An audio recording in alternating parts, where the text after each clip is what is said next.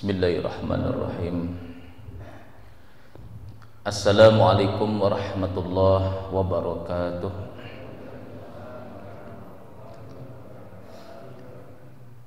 Bismillahirrahmanirrahim.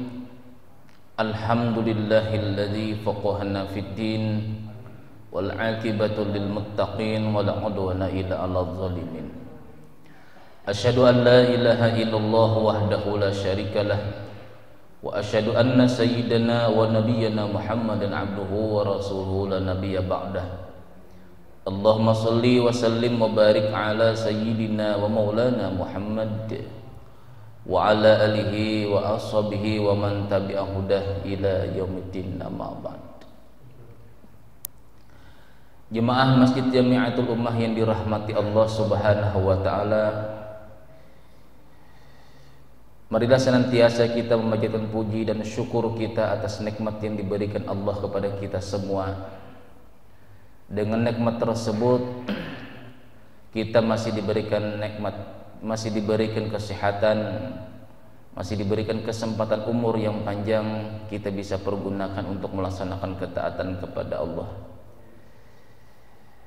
Dan tak lupa kita selalu memperbaharui niat kita, nawaitu an a'taqifa fi hadzal masjid sunnatan lillahi ta'ala.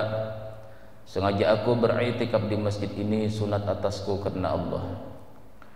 Salawat serta salam marilah kita sampaikan kepada junjungan kita Nabi besar Muhammad sallallahu alaihi wasallam beserta para keluarga, sahabat, zuriat dan pengikut-pengikut beliau hingga akhir nanti.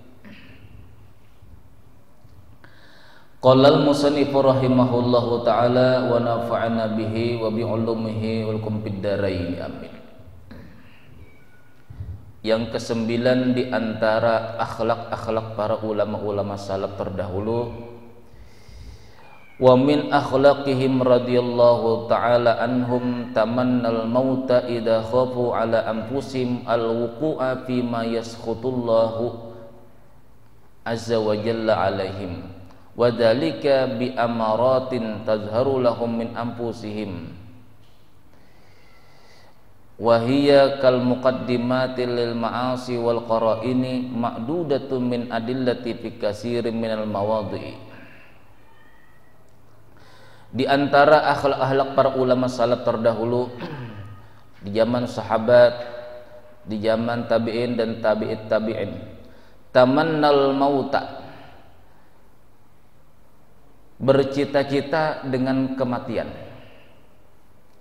Idza khafu alaihim, apabila mereka ini tertimpa, apabila mereka ini takut terhadap diri mereka, jatuh dengan perbuatan atau tingkah laku yang dimurkai Allah Subhanahu wa taala.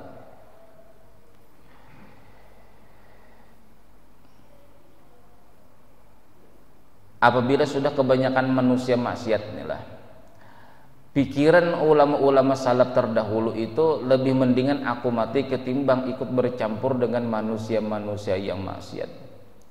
Apalagi diri mereka ini tidak bisa merasa selamat,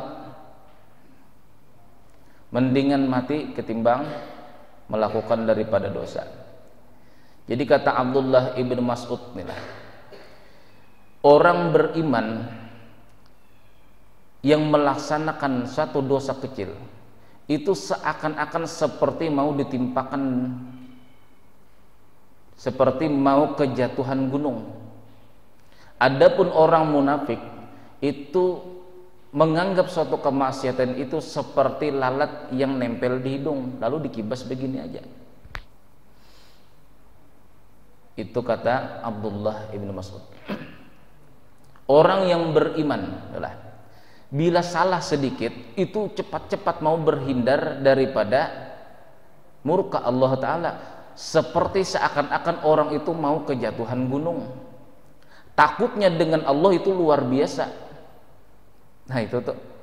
Nah sedangkan orang yang munafik, kata beliau, orang munafik itu apabila melakukan suatu kesalahan itu seperti menganggap lalat yang baru nempel di hidungnya baru dikibasnya begini.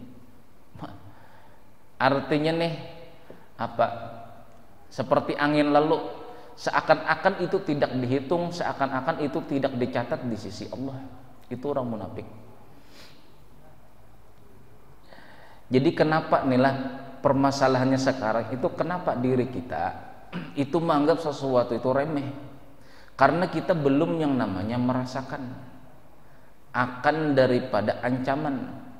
Kita banyak mendengar ancaman-ancaman itu sekedar dari di majelis, inilah ancaman-ancaman itu terkadang dapat nasihat dari orang tua kita. Cuma belum pernah yang namanya merasakan yang namanya rasa diancam. Ini yang namanya keimanan itu adalah rasa. Nah, yang namanya keimanan itu namanya rasa.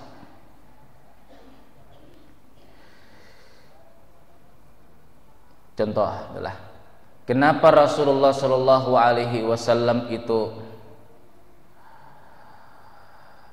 apabila mengatakan sesuatu kabar daripada Allah Subhanahu Wa Taala, masalah perkara-perkara azab itu, kenapa Rasulullah langsung berkeringat dingin? Inilah apalagi masalah surga dengan neraka, itu perhatiannya luar biasa Rasulullah Shallallahu Alaihi Wasallam. Itu dikarenakan beliau sudah merasakan. Contoh kita tuh lah, mulai kecil tidak tahu, mulai kita umur misalnya 2 tahun tuh lah, itu belum tahu lagi panasnya api, gitulah. Lalu setelah kita mulai akal kita tamyiz, makanya ada istilah tamyiz dalam fikih. Itu arti tamyiz itu orang yang bisa membedakan baik sama buruk, itu tamyiz. Makanya kalau orang itu berakal cuma tidak tamyiz, itu tidak boleh, tidak sah melaksanakan syariat Rasulullah Shallallahu Alaihi Wasallam. Nah, di waktu kita kecil kan tidak tahu api itu panas itu bagaimana.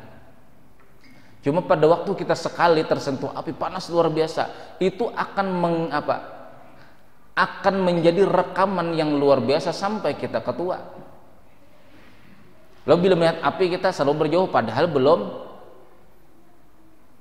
menyentuh. Nah, sama halnya yang namanya keimanan itu adalah merasakan. Jadi kenapa orang inilah kita aja lah, tidak usah orang lain lah, kasihan lah, kita aja nih lah. Kenapa diri kita ini bila melakukan suatu kesalahan itu seakan-akan seperti lalat yang nempel di hidung lalu dikibas. Itu kita tidak pernah yang namanya merasakan yang namanya azab. Jadi Pak guru saya inilah yang melatih masalah kebatinan. Beliau bercerita sama saya, "Nak," saya masih ingat kata-kata beliau, "Abah dahulu di waktu belajar tauhid," kata beliau. Karena pelajaran tauhid itu sekedar inilah menanamkan di dalam hati itu cuma Allah yang ada, keesaan Allah yang ada. Lalu yang namanya istilah nikmat kubur inilah, nikmat sakaratul maut. Ya, ada nikmat sakaratul maut tuh, ada kesakitan sakaratul maut, azab kubur, nikmat kubur inilah. Kemudian ada surga, ada neraka. Di saat abah dahulu, kata beliau, menanamkan bahwasanya cuma Allah semata yang ada, lalu seakan-akan kata beliau memburamkan sesuatu daripada takdir Allah. Contoh, yang namanya siksa kubur ada, nikmat kubur ada, lalu seakan-akan kata beliau buram, tidak terperhatikan lagi. Nah di situ, di saat itu nak, kata beliau, aku dirasakan yang namanya sakaratul maut. Beliau masih hidup lagi, cuma dirasakan yang namanya sakaratul maut, itu perjalanan batin. Kalau ulama-ulama arif billah itu akan yang namanya menjalani yang namanya perjalanan batin seperti perjalanan Rasulullah Sallallahu Alaihi Wasallam. Itu apa gunanya perjalanan batin itu? Supaya menumbuhkan keyakinan. Kalau kita sekadar percaya api itu panas, tapi belum yakin betul, dirasakan sakaratul maut, dirasakan azab kubur, dirasakan yang namanya melakukan perjalanan sampai melihat surga sampai neraka, sampai situ aja kata beliau. Pada waktu hendak dimasukkan ke dalam neraka kata beliau, ada suaranya mengatakan begini, inikah yang dahulu kamu dustakan? Sakaratul maut dirasakan. Itu kata beliau, sakaratul maut itu adalah seperti jarum tuh, nah seluruh tubuh kita ini ditusuk dengan jarum tembus ke belakang. Itu sakitnya luar biasa. Jadi setelah mengalami perjalanan batin seperti ini, beliau sakit 12 hari, seakan-akan lumpuh. Inikah yang kamu dustakan? Dalam kubur lagi, inikah yang kamu dustakan? Inikah yang kamu dustakan? Sampai neraka pun diperlihatkan beliau. Inikah yang kamu dustakan? Itu perjalanan batin. Jadi kalau orang sudah merasakan yang namanya perjalanan batin demikian, itu yakinnya luar biasa.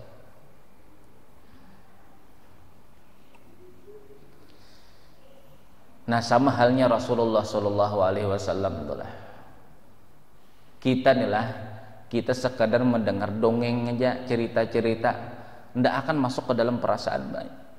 Contoh Rasulullah Shallallahu Alaihi Wasallam, di saat Rasulullah Shallallahu Alaihi Wasallam mendapatkan wahyu dari Allah Subhanahu Wa Taala perkara masalah neraka, Rasulullah sudah menangis dahuluan. Kenapa? Beliau sudah melakukan perjalanan ke sana. Jadi sekuat-kuat seseorang itu mendengar berita, mendengar kabar, apabila tidak masuk ke dalam cerita tersebut, orang itu tidak akan yang namanya menemukan perasaan yakin. Kita aja nonton televisi itu lah, apalagi ibu-ibu nonton drama Korea, bila acaranya tuh sedih, ikut menangis juga, ya kah? Ikut menangis. Bila acaranya di televisi tadi gembira, ikut gembira juga. Tidak terperhatikan lagi anak di samping ini makannya masuk ke hidung lagi, tidak perhatikan lagi sudah, karena sudah masuk ke dalam sana.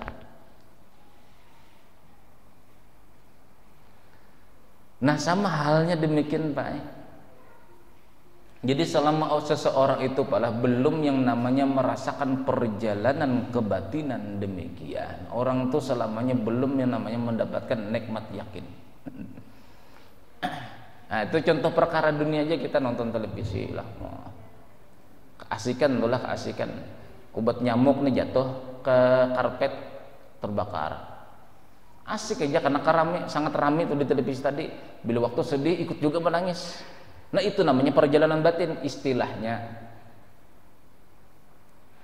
Nah, sama halnya kita itu sama. Jadi mulai perjalanan batin itu mulai mana? Kita ambil Al-Quran. Itu dalilnya di Al-Quran. Alif Lam Mim. Kan Alif Lam Mim kata Ibnu Abbas apa? Allahu a'lam. Allahu a'lamu. Allah yang maha mengetahui perjalanan. Dzalikal kitabu la raiba fih. Kitab ini tiada keraguan di dalamnya. Hudal lil muttaqin. Menjadi petunjuk kepada orang-orang bertakwa. Nah, lalu kan hudal lil muttaqin. Itu setelahnya ayatnya itu ayat yang ketiga, alladzina yu'minuna bil ghaibi. Orang yang namanya bertakwa itu betul-betul yakin. Alladzina yu'minuna bil ghaibi, orang yang sudah percaya yang namanya perkara perjalanan gaib. Bukan orang bertakwa itu bukan percaya dengan yang gaib, yang menurut bahasa manusia sekarang. Alladzina yu'minuna bil ghaibi, orang yang beriman dengan hal-hal yang gaib, lalu takut dengan jin. Nah, itu lain tafsirannya lain. Coba kita pelan aja inilah tafsir Quran ini pelan aja. Alladzina yu'minuna bil ghaibi, orang yang sangat percaya dengan hal-hal yang gaib. Artinya rasa masuk ke sana. Itu orang bertakwa. Orang bertakwa itu atau orang yang yakin dengan Allah itu adalah yu'minuna bil ghaibi, percaya dengan hal yang namanya rasa. Rasa itu gaib lah. Coba saya tanya. Rasa sedih ada enggak di tubuh kita? Ada, cuma tidak nampak.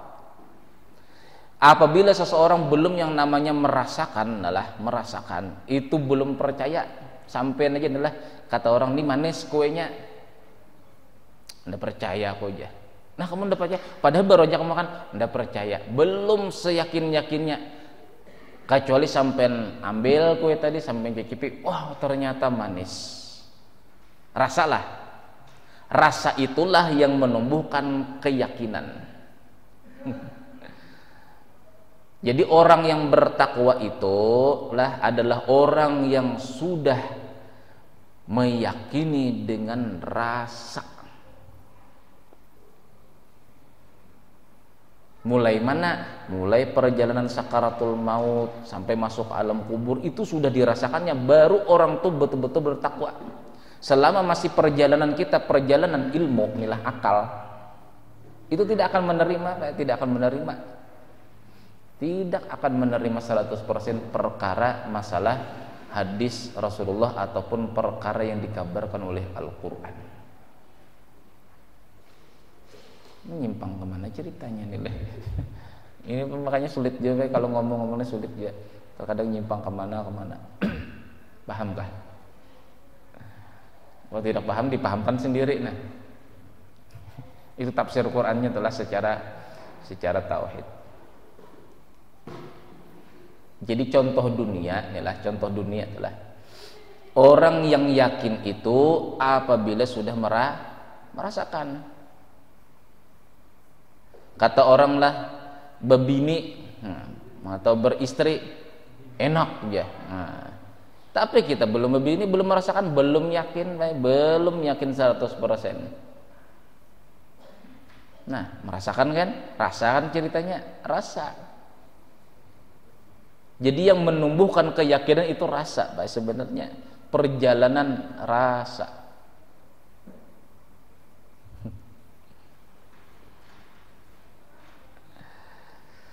Alladzina yu'minuna bil ghaibi. Orang yang percaya dengan hal-hal yang gaib. Lalu takut dengan jin, itu bukan salah tafsir. Surga neraka gaib lah, gaib. Kapan kita meyakini surga dan neraka itu ada? Di saat kita melakukan perjalanan. Iya kah? Kata orang di sana rumahnya banyak hantu. Kita sekadar kabar begitu Pak, cuma sekedar 20%-nya percaya. Coba kita masuki ke rumah sana, betul-betul hantunya nampak, baru sampai yakin 100%. Iya kah? Itu ghaibi di sana tuh Pak, maknanya tuh sangat banyak.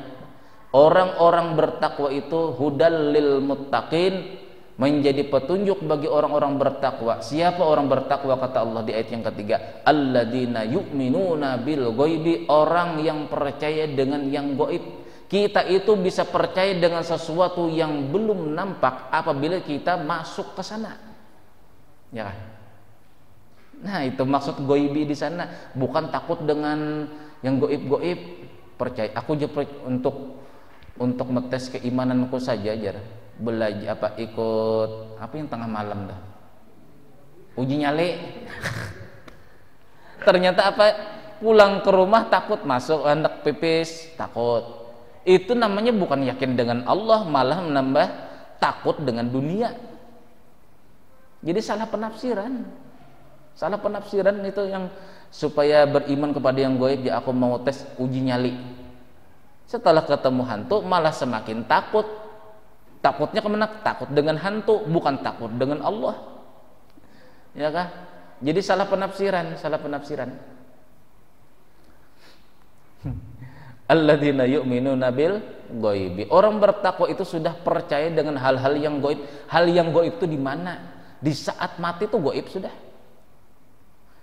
Sakaratul maut, kita akan percaya 100% lah, 100%. Yang namanya istilah yang gaib itu sakaratul maut dahulu. Ini kehidupan kita ini di sabda Nabi Shallallahu Alaihi Wasallam, ad-dunya kalahmin naimi, kata Rasulullah. Dunia yang kita hadapi sekarang ini itu persis seperti mimpinya orang tidur. Jadi masih begini-begini nih. Apa? Kalau bahasa Banjarnya mahayabang. Yalah, masih bimbang lagi. Tapi yakinnya kita hidup ini di saat kita mati. Baru yakin. Betul-betul yakin. Jadi mulai mana gaib itu dimulai? Sakratul maut itu gaib sudah. Malaikatnya besar aja. Masa kalau kita lihat enggak ada yang besar Pak, malaikat. Nah, di sana. Jadi mulai di sana tuh gaib tuh. Bila sampai merasakan sakaratul maut, inilah perjalanan sakaratul maut, masukkan di dalam kubur, datang Munkar Nakir. Alah, sebelumnya datang Rasulullah SAW yang diceritakan di dalam apa? Talqin itu kan,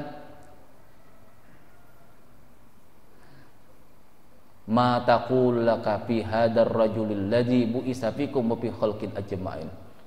Di dalam hadis Nabi SAW di dalam kitab Irsyadul Ibad, ma taqulu laka, apa pendapat kamu, fi hadzal rajulil ladzi bu'isa fikum, yang terhadap laki-laki yang berada di samping kamu.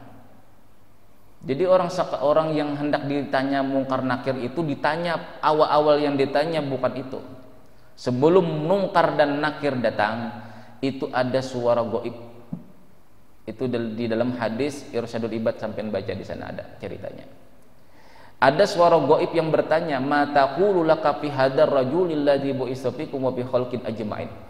Apa pendapat kamu terhadap seorang laki-laki yang berada di samping kamu? Jadi sebelum kita ditanya Munkar Nakir, Pak, Rasulullah SAW itu ada di samping kita. Bu Isafikum, beliau pernah diutus kepada kalian, wa fi khalqin ajma'in, dan seluruh makhluk sekalian.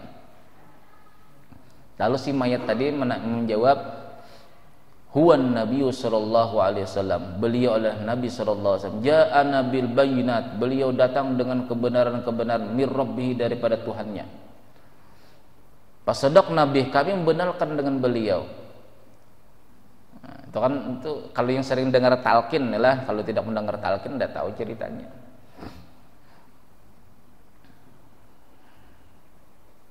Jadi keyakinan itu malah didapat setelah merasakan. Kalau sekadar dongeng tidak akan sampai yakin. Sama beramaliyah itu sama. Kita beramal itu supaya yakin, bagaimana caranya? Ada metodenya. Bahasa sekarang metode. Menurut saya pun salah-salah juga nih tajwidnya. Kalau istilah tajwid itu salah-salah juga, metode. Nah, ya kah? Alladzina yu'minuna bil ghaibi.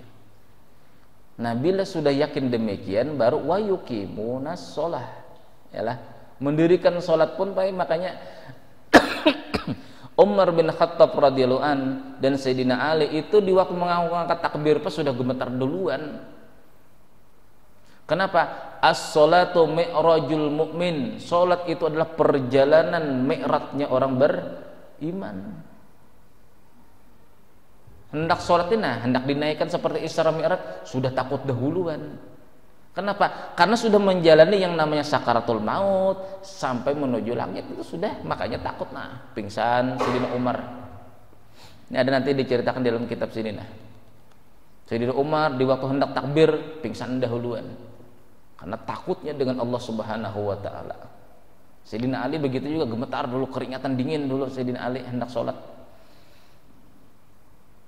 Kenapa merasakan demikian? Karena sudah yang namanya menjalani.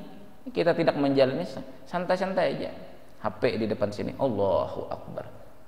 Waktu sujud pun singkirkan HP ke samping, singkirkan HP ke samping. Seakan-akan yang dihadapinya nih bukan Allah, seakan-akan. Kenapa? Ya itu tadi, karena kita belum